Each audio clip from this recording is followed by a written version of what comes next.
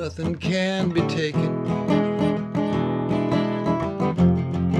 to keep your heart from breaking.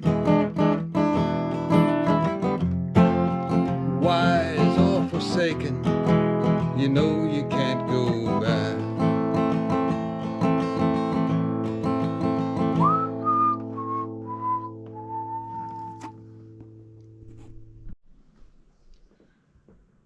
Okay, this is going to be a fairly short one, and then I'll get to another longer episode after this, probably sooner rather than later. I mentioned last time that if something happened on the farm, I would tell you about it. So something did happen on the farm. And I'll read you, I interviewed two of the people that this happened to immediately after it happened, and I'll read to you from my notes. And then another thing I wanted to touch on, I've been wanting to talk about for a while, is what I think are called glyphs, G-L-Y-P-H, glyphs.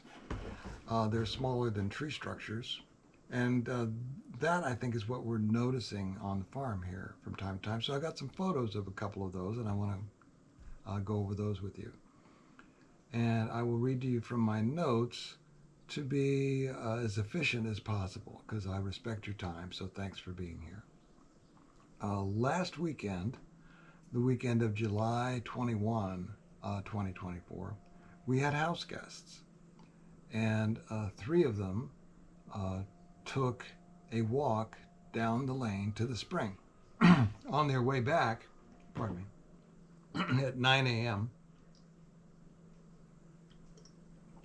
before they reached the turn onto the original lane, so that's between the crossing in the woods where I heard the children's voices and where you turn off of the lane at the before you get to the seat at the top of the hill, they heard what one of them described as, they were still headed east, and they heard what one of them described as a deer and a bird and a bear, all at the same time. It made a low growling noise and a high-pitched whoop that ended higher than it started. The other participant in this encounter described it as raspy breathing, a dog barking that didn't sound like a dog, and a bird whooping. This started, lasted a few seconds and stopped, and then as the two of them listened, because there was a third member to the group, but they lagged behind because they'd gotten a phone call. And so the two of them are listening, and it started again and went on for 2 minutes. They know it was that long because they tried to record it on the smartphone of one of them. It's not an iPhone, I think it's a Samsung or something. It was loud to their ears, but the phone recorder did not pick it up.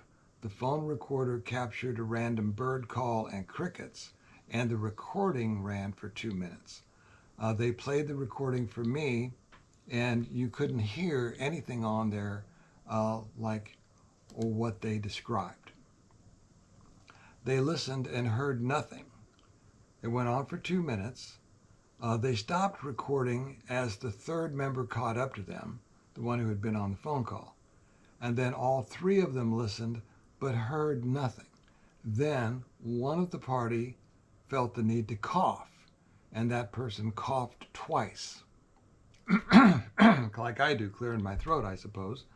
Shortly thereafter, the voice mimicked the two coughs back at them. That person had to cough again, and it mimicked those coughs again. After that, they heard nothing. One member of the party, who is kind of standoffish about this subject, brought it up to me 5 times after that. The last time relating it to another episode where they had heard a dog and an owl that was neither dog nor owl while they were on a phone call at the fire pit just behind the Red Barn.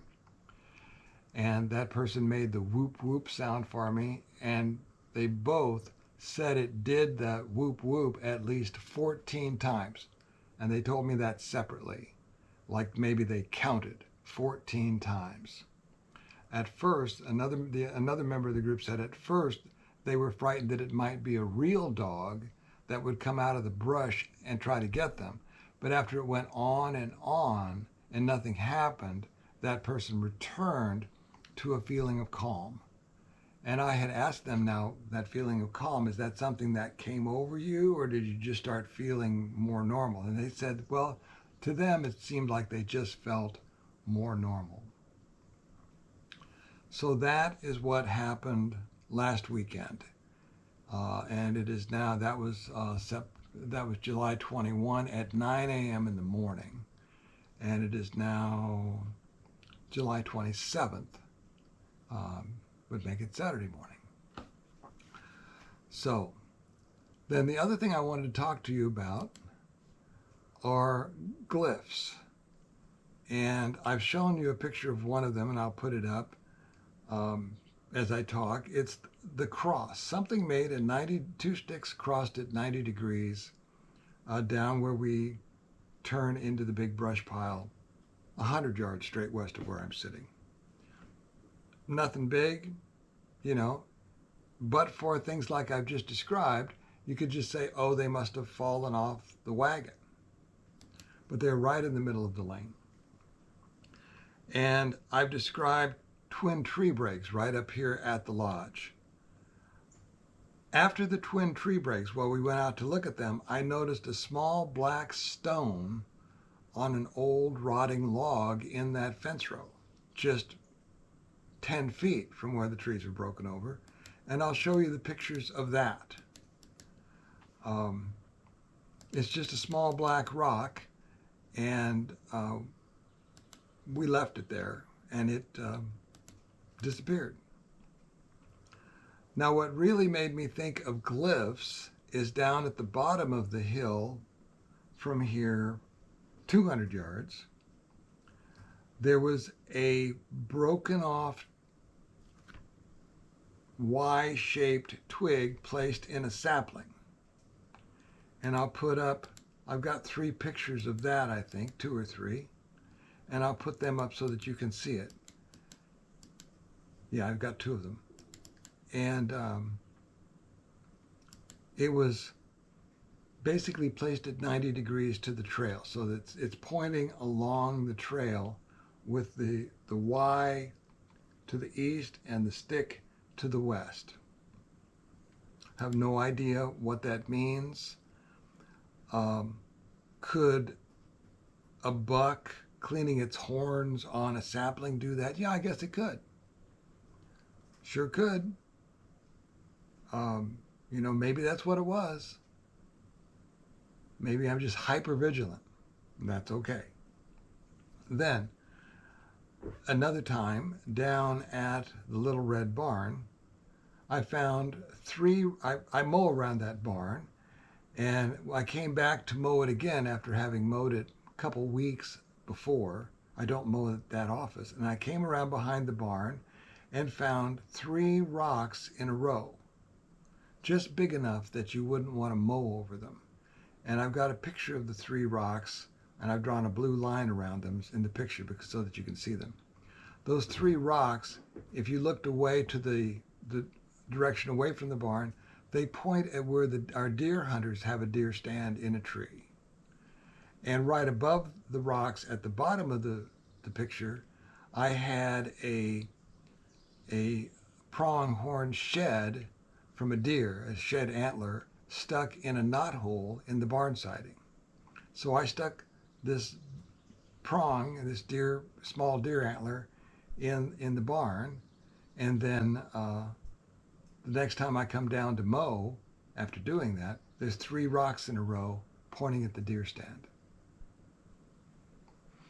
I asked the deer hunters about it, and they hadn't been up. They hadn't been out here preparing for the hunting season or anything. And so I found that quite interesting too. So that is it for the photos. My presumption is that, yeah, I think the Sabe people did some or all of this. And there's no reason to think they didn't. Could other things have done it? Yeah, lots of things could have done it. But there was no person down the lane to make the noises that our guests heard that morning. And there is no known animal in Western Illinois that produces a sound like that, or everyone would know what it was. Everyone would know what it was. Oh, it sounds like 3 animals at once. Well, that's the whatever it is. You don't know of that, and I don't know of that. We've never heard of that. Why do I think it happened? It's just my opinion, just my guess. But one of the house guests is a younger person and very pure of heart.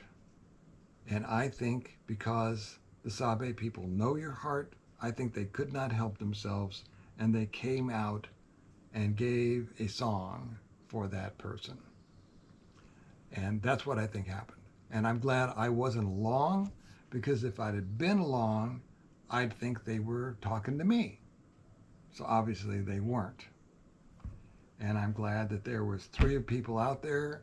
2 of them heard the whole 2 minutes, and the third one, when she caught up with the group, heard that whatever it was mimic the cough that was being made in the group. And so I find that fascinating, and I hope you do too. So that's the latest thing that we know of that's happened on the farm, and I will try to get back with everybody. I think the next thing up from the manuscript is the article It's About Time, which is talking about cycles of time on planet Earth, and that's of interest to people who find megalithic construction of interest. So, see you next time. Thanks for being here. See you later. Bye.